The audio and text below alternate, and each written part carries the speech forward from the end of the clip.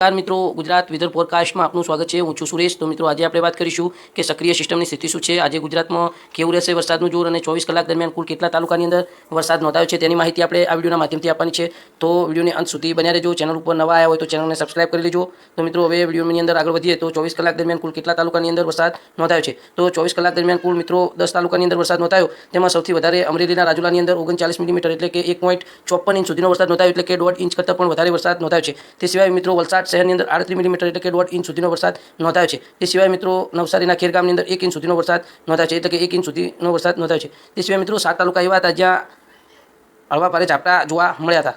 તો હવે મિત્રો વાત કરીશું કે સક્રિય સિસ્ટમની સ્થિતિ શું છે.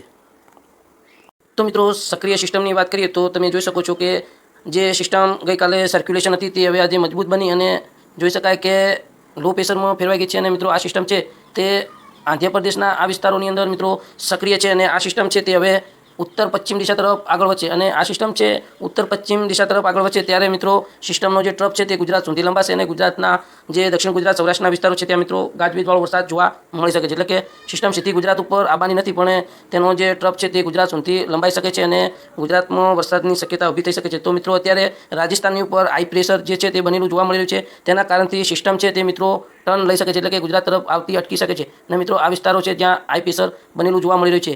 અને મિત્રો આ સિસ્ટમ છે તે મહારાષ્ટ્રના ભાગો સુધી આવશે, ત્યારબાદ આ સિસ્ટમ છે તે ટર્ન લઈ અને આ તરફ જઈ શકે છે. અને મિત્રો આ હાઈ પ્રેશર છે તે રાજસ્થાનના ભાગો પર બનેલું છે, એટલે સિસ્ટમ જે છે તે ગુજરાત તરફ આવી શકતી નથી. તો મિત્રો ત્યારબાદ પણ વધુ એક સિસ્ટમ છે તે બંગાળની ખાડીમાં બની શકે છે.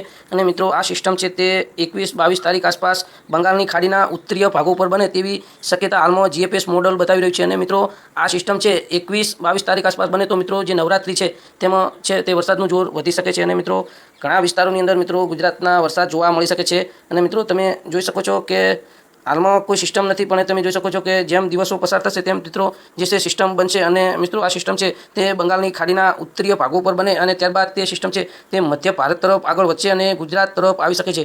અને ફરીથી મિત્રો આ સિસ્ટમ છે તે ગુજરાત તરફ આવશે તો મિત્રો ગુજરાતમાં જે છે તે વરસાદનું જોર વધી જશે અને ગુજરાતના ઘણા વિસ્તારોની અંદર મિત્રો વરસાદની શક્યતા ઊભી થઈ શકે છે.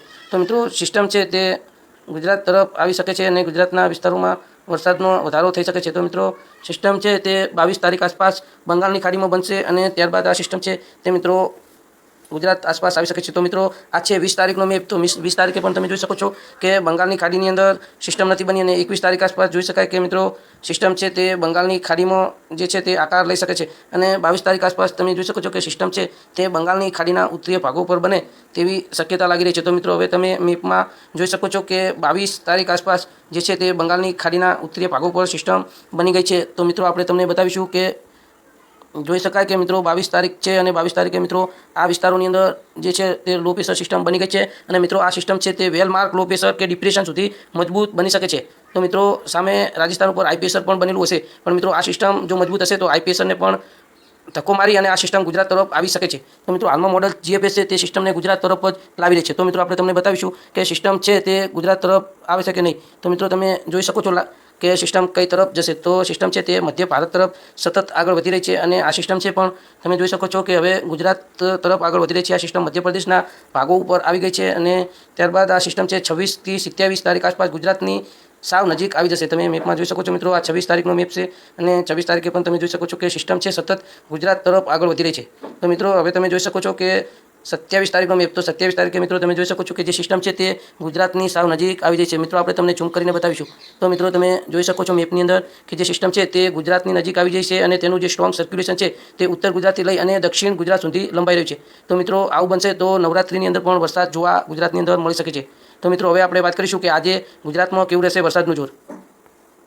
તો મિત્રો આજના વરસાદની વાત કરીએ તો આજે 13 સપ્ટેમ્બર. તો 13 સપ્ટેમ્બરે કયા જિલ્લાઓની અંદર વરસાદની શક્યતા છે. તો મિત્રો દક્ષિણ ગુજરાતના વલસાડની અંદર જે છે તે વરસાદ થવાની શક્યતા છે, નવસારીની અંદર, ડાંગની અંદર, તાપીની અંદર અને મિત્રો સુરત, નર્મદા અને ભરૂચ. અને મિત્રો મધ્ય પૂર્વ ગુજરાતની વાત કરીએ તો છોટાઉદેપુર છે અને અમુક વિસ્તારો પંચમહાલના આ વિસ્તારોની અંદર મિત્રો વરસાદનું જોર આજે વધી શકે છે. ત્યારબાદ મિત્રો સૌરાષ્ટ્રની વાત કરીએ તો ગીર સોમનાથ, અમરેલી, ભાવનગર, જૂનાગઢ, પોરબંદર અને દેવભૂમિ દ્વારકા આ વિસ્તારોની અંદર મિત્રો આજે વરસાદનું જોર વધી શકે છે. અને મિત્રો અમુક વિસ્તારો છે બોટાદના અને મિત્રો મધ્ય પૂર્વ ગુજરાતના જે દાહોદના વિસ્તારો છે અમુક વિસ્તારોની અંદર છાંટછૂટથી હળવા ઝાપટા આ વિસ્તારોની અંદર પણ જોવા મળી શકે છે. બાકી જે ઉત્તર ગુજરાતના વિસ્તારો છે તેમાં પણ મિત્રો છૂટાછવાયા વિસ્તારોની અંદર હળવા ઝાપટા જોવા મળી શકે છે, છાંટછૂટથી લઈને હળવા ઝાપટા જોવા મળી શકે. જ્યારે કચ્છની વાત કરીએ તો કચ્છના જે દરિયાઈ પટ્ટીના વિસ્તારો છે તેમાં પણ છૂટાછવાયા વિસ્તારોની અંદર હળવા ભારે ઝાપટા જોવા મળી શકે છે. તો મિત્રો વિડીયો કેવો લાગ્યો? વિડીયો ગમે તો વિડીયોને લાઈક, શેર અને ચેનલને સબસ્ક્રાઈબ કરજો. આભાર.